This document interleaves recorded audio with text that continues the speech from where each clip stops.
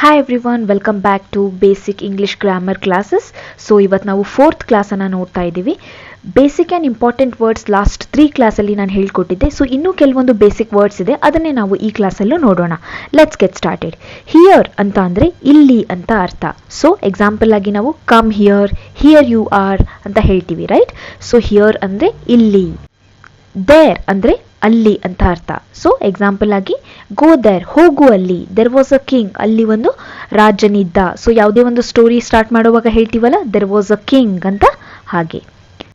In front of ಅಂದರೆ ಮುಂದೆ ಅಂತ ಅರ್ಥ. He is in front of me, ಅವನು ನನ್ನ ಮುಂದೆ ಇದ್ದಾನೆ. ಬಿಹೈಂಡ್ ಅಂದರೆ ಹಿಂದೆ. The board is behind me, board ನನ್ನ ಹಿಂದೆ ಇದೆ. ಬಿಸೈಡ್ ಅಂದರೆ ಪಕ್ಕದಲ್ಲಿ. Come and sit beside me, ಬಂದು ನನ್ನ ಪಕ್ಕದಲ್ಲಿ ಕುಳಿತುಕೋ. ಬಿಫೋರ್ ಅಂದರೆ ಮೊದಲು ಅಂತ ಅರ್ಥ. ಸೊ ಎಕ್ಸಾಂಪಲ್ ಆಗಿ ಮೀಟ್ ಮೀ ಬಿಫೋರ್ ಲೀವಿಂಗ್ ಅಂದರೆ ಹೋಗೋಕ್ಕಿಂತ ಮುಂಚೆ ಅಥವಾ ಈ ಸ್ಥಳದಿಂದ ನೀನು ಬಿಡೋಕ್ಕಿಂತ ಮುಂಚೆ ನನ್ನ ಮೀಟ್ ಆಗಿ ಹೋಗು ಅಂತ ಹೇಳಿದ ಹಾಗೆ.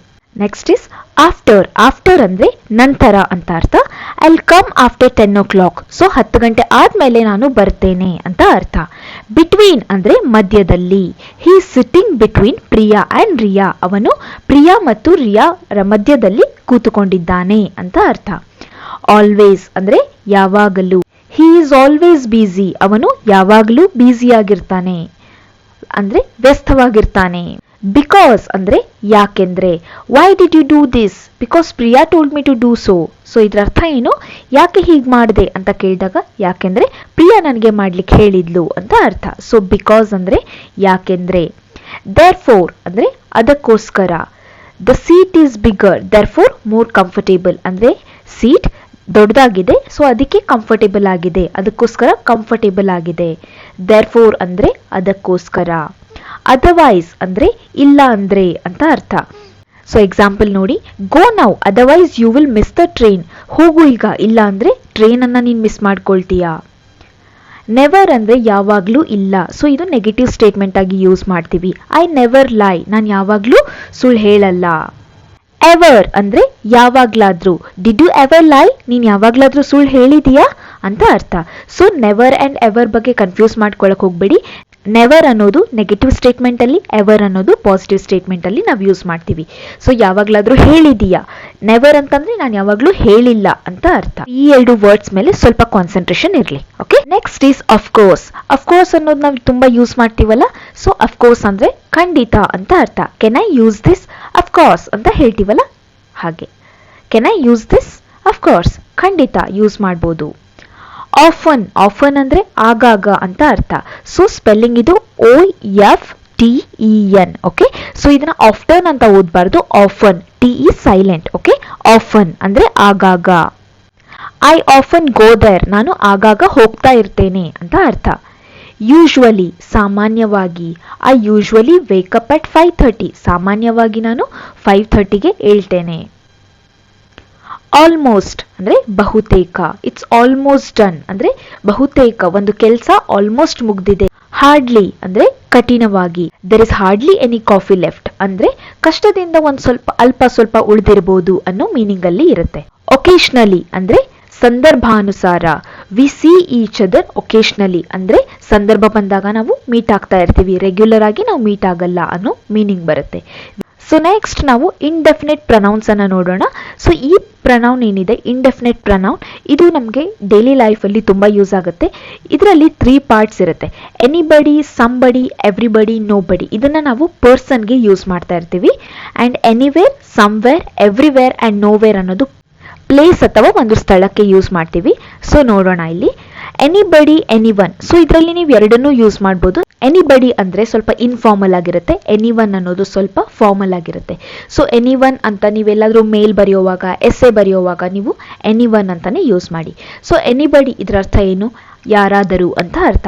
ಈಸ್ ಎನಿಬಡಿ ದೇರ್, ಯಾರಾದ್ರೂ ಇದೀರಾ ಅಂತ ಕೇಳಿದ ಹಾಗೆ. ಸಂಬಡಿ ಅಥವಾ ಸಂವನ್, ಯಾರೋ ಒಬ್ರು. ಸಂವನ್ ಈಸ್ ಕಮಿಂಗ್, ಯಾರೋ ಒಬ್ರು ಬರ್ತಾ ಇದ್ದಾರೆ ಅಂತ ಅರ್ಥ. ಎವ್ರಿಬಡಿ ಅಂದ್ರೆ ಎಲ್ಲರೂ. ಎವ್ರಿಬಡಿ ಅಥವಾ ಎವ್ರಿವನ್, ಎಲ್ಲರೂ. ಎವ್ರಿಬಡಿ ನೋಸ್ ದಿಸ್, ಎಲ್ಲರಿಗೂ ಗೊತ್ತು ಇದು. ನೋಬಡಿ ಅಂತ ಅಂದ್ರೆ ಇದು ನೆಗೆಟಿವ್ ಅಲ್ಲಿ ಯಾರು ಇಲ್ಲ ಅಂತ ಬರುತ್ತೆ. ಸೊ ನೀವು ಸೆಂಟೆನ್ಸ್ ಅಲ್ಲಿ ಸ್ವಲ್ಪ ಕೇರ್ಫುಲ್ ಆಗಿ ಯೂಸ್ ಮಾಡಬೇಕು. ನೋ ಒನ್ ನೋಸ್ ದಿಸ್ ಅಂದ್ರೆ ಯಾರಿಗೂ ಇದು ಗೊತ್ತಿಲ್ಲ ಅಂತ ಅರ್ಥ. ಎನಿವೇರ್ ಅಂದ್ರೆ ಎಲ್ಲಿಯಾದರೂ.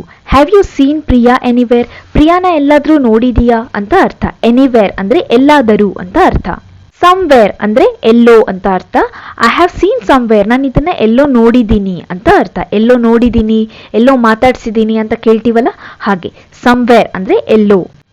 ಎವ್ರಿವೇರ್ ಅಂದ್ರೆ ಎಲ್ಲಾ ಕಡೆ. I looked everywhere for my keys ಅಂದ್ರೆ ನಾನು ಎಲ್ಲಾ ಕಡೆ ನನ್ನ ಕೀಸ್ಗಳಿಗೋಸ್ಕರ ನೋಡ್ದೆ ಅಂತ ಅರ್ಥ. I looked everywhere for my keys. Nowhere ಅಂದ್ರೆ ಎಲ್ಲಿಯೂ ಇಲ್ಲ.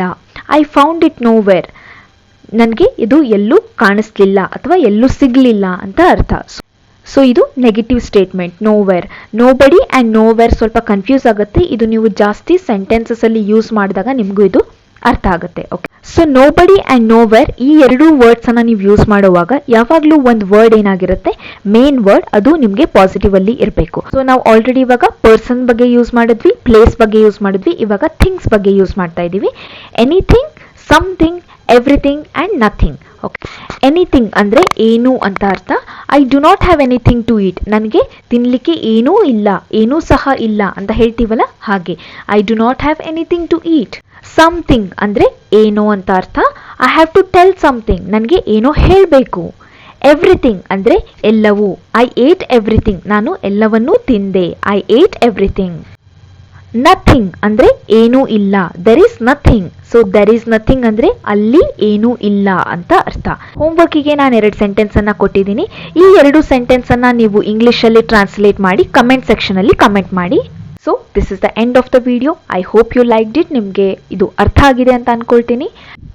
ನಿಮಗೆ ಸ್ವಲ್ಪನಾದರೂ ಯೂಸ್ಫುಲ್ ಆಗಿದ್ರೆ ನಿಮ್ಮ ಫ್ರೆಂಡ್ಸ್ ಜೊತೆಗೆ ಶೇರ್ ಮಾಡಿ ಆ್ಯಂಡ್ ಹೊಸದಾಗಿ ಚಾನಲನ್ನು ವಿಸಿಟ್ ಮಾಡಿದ್ರೆ ಸಬ್ಸ್ಕ್ರೈಬ್ ಮಾಡಿ. Thank you so much for watching. Will meet you in the next video. Till then take care. Bye.